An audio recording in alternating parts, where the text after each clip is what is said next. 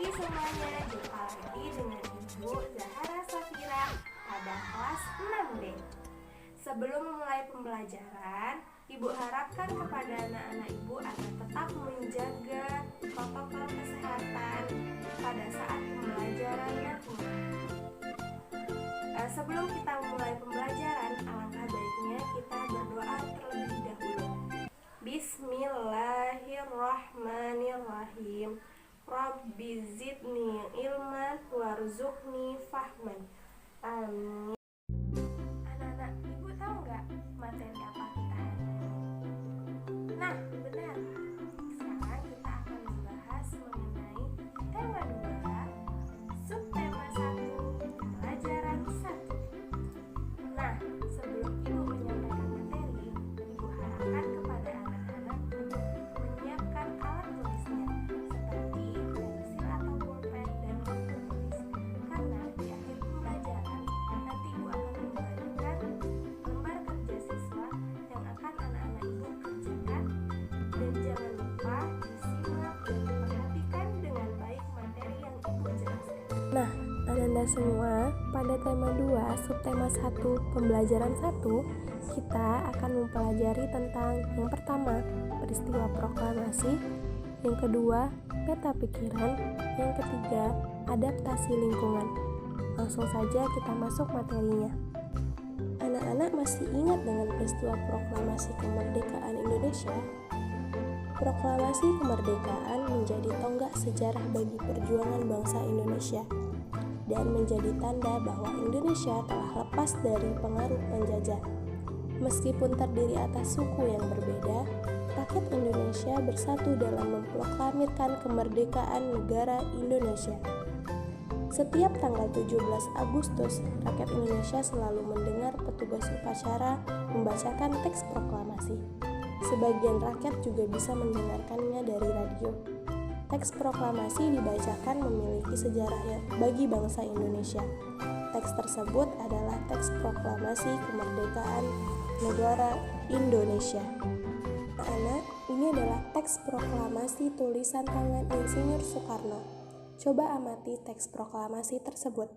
Hal lain apa yang ingin Ananda ketahui tentang teks proklamasi tersebut? Anak-anak, kira-kira anak-anak semua ingin tahu tidak ya peristiwa proklamasi? Apa yang Ananda ketahui mengenai teks tersebut? Ingin tahu? Ayo kita cari tahu lebih jauh tentang peristiwa proklamasi. Untuk mencari tahu dan menjawab tentang peristiwa proklamasi, mari kita baca teks tentang proklamasi tersebut. Proklamasi Kemerdekaan Indonesia. Proklamasi kemerdekaan yang dilakukan tanggal 17 Agustus 1945 menjadi peristiwa penting bagi bangsa Indonesia. Peristiwa tersebut menjadi tonggak sejarah di mana bangsa Indonesia berhak atas kemerdekaan dan wajib mempertahankannya. Diawali dengan dijatuhkannya bom atom oleh tentara Amerika Serikat pada tanggal 6 Agustus 1945 di kota Hiroshima dan pada tanggal 9 Agustus 1945 di kota Nagasaki. Jepang akhirnya menyerah kepada tentara sekutu. Peristiwa ini dijadikan kesempatan oleh bangsa Indonesia untuk segera membebaskan diri dari penjajahan bangsa Jepang.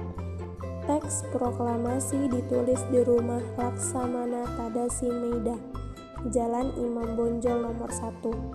Para penyusun teks proklamasi adalah Insinyur Soekarno, Dr. Muhammad Hatta, dan Mr. Ahmad Suebarjo.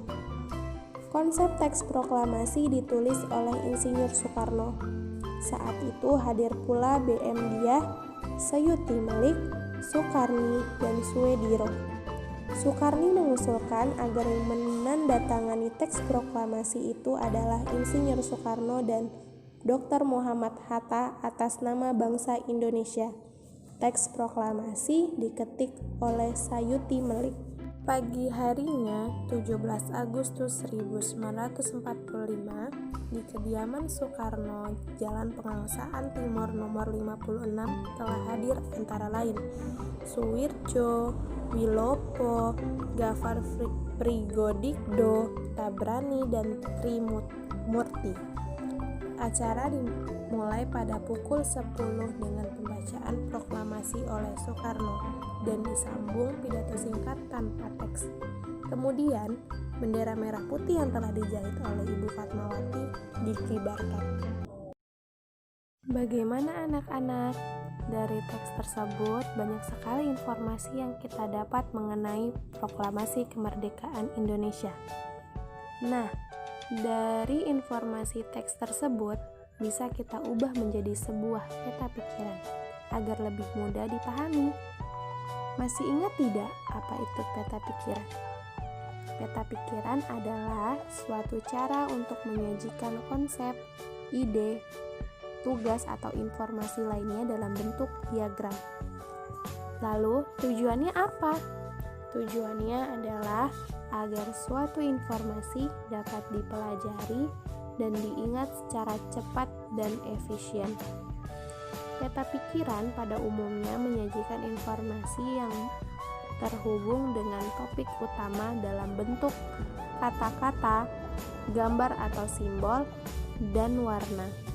Untuk membuat peta pikiran, kita bisa membuat pertanyaan apa, siapa, mengapa, bagaimana, kapan, dan di mana, berkaitan mengenai teks proklamasi tadi.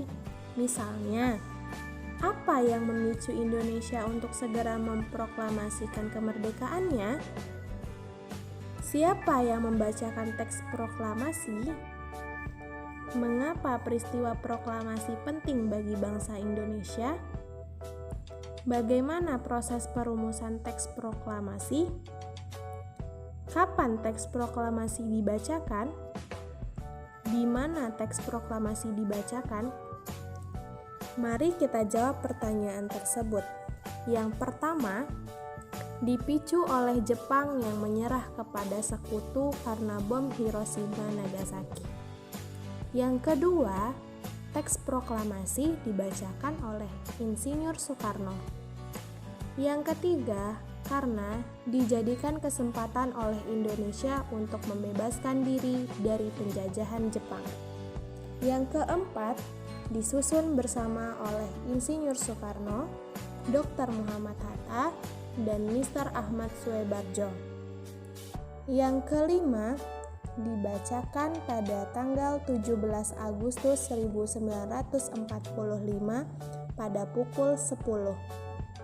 Yang keenam, dibacakan di kediaman Soekarno, Jalan Pengangsaan Timur nomor 56. Tahu tidak anak-anak ibu bahwa proklamasi kemerdekaan telah memiliki makna yang sangat penting bagi bangsa Indonesia, di mana makna dari peristiwa proklamasi adalah yang pertama, sebagai puncak perjuangan Indonesia. Yang kedua, pengakuan kepada dunia luar. Yang ketiga, menaikkan martabat bangsa. Yang keempat, perjuangan sebagai negara baru. Yang kelima, tonggak sejarah negara Indonesia. Tahu tidak anak-anak ibu bahwa diperlukan kemampuan untuk melakukan penyesuaian atau adaptasi ketika kita ingin menciptakan kerukunan dalam perbedaan. Kita perlu menyesuaikan diri dengan lingkungan setempat agar kita bisa diterima dan hidup berdampingan dengan damai. Hal ini juga berlaku bagi tumbuhan. Agar keberlangsungan hidupnya terjamin, maka tumbuhan harus mampu melakukan adaptasi sesuai dengan kondisi lingkungannya. Bagaimana cara tumbuhan beradaptasi? Ayo kita pelajari teks tersebut. Bunga teratai. Tahukah kamu bunga teratai? Tanaman ini tumbuh di air.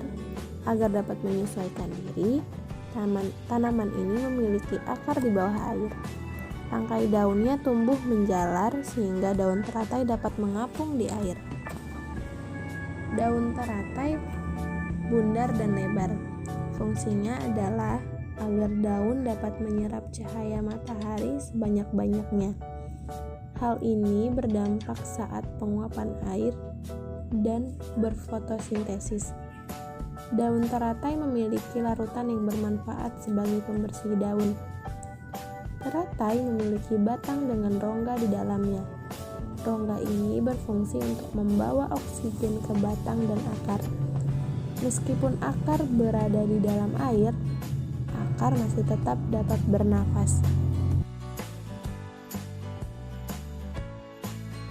Bagaimana Anda semua? Apakah dari materi yang Ibu jelaskan tadi dapat dipahami dan dimengerti materi yang Ibu jelaskan? Nah, untuk mengukur sejauh mana Anda semua memahami materi yang Ibu jelaskan, Ibu akan memberikan lembar kerja peserta didik yang akan Ibu berikan ketika Anda menjemput tugas ke sekolah. Itulah pembelajaran kita hari ini. Ibu harapkan kepada anak-anak Ibu ketika mengerjakan soal latihan agar diperhatikan dan dipahami sebelum mengerjakannya. Dan Ibu ingatkan agar banyak berlatih di rumah dengan cara membaca buku dan jangan banyak bermain. Nah, kita tutup pembelajaran kita dengan membaca hamdalah. Alhamdulillahirabbil alamin. Assalamualaikum warahmatullahi wabarakatuh. Ila liqa.